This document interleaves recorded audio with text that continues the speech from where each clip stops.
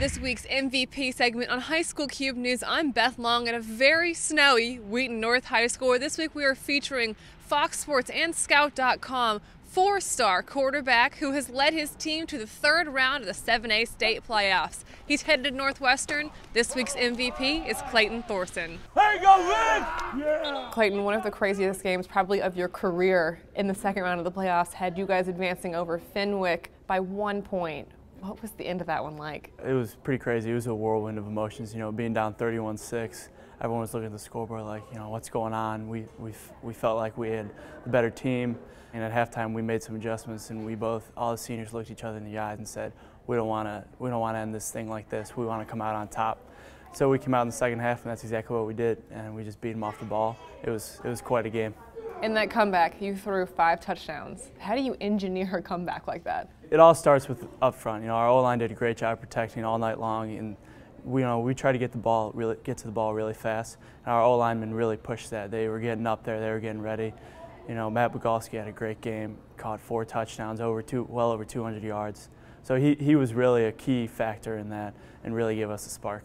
Is there some kind of connection between a receiver like that in a game that's such high stakes when you throw 4 touchdowns to him? What's the connection like there? I've been friends with Matt for a while, so we got a pretty good connection. But every time I scrambled out of the pocket, it seemed like he was always finding lanes and getting open.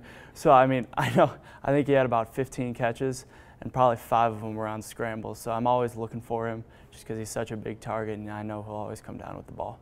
And as a junior, like we mentioned, you played quite a bit of wide receiver. How much did you learn about the quarterback position while you were out there, connecting with the quarterback? You really learn where you want the ball being thrown to you, whether you want on your upfield shoulder more, your backfield shoulder, what hands are your best. So it really helped a lot to know from a receiver's point of view.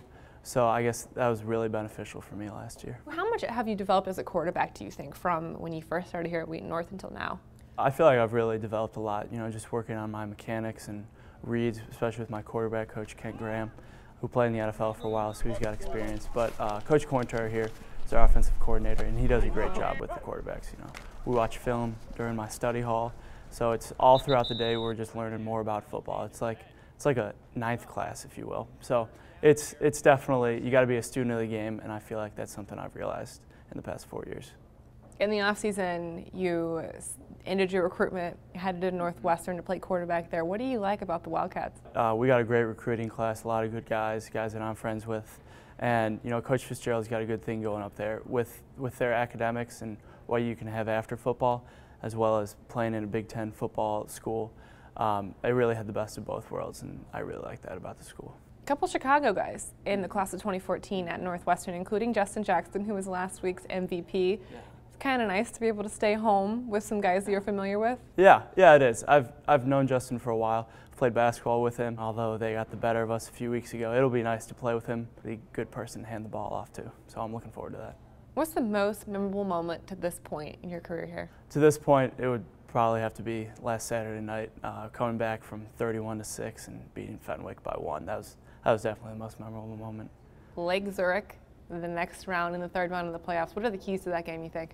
They got a great defense. Obviously, they're known for that, but they got a good offense too.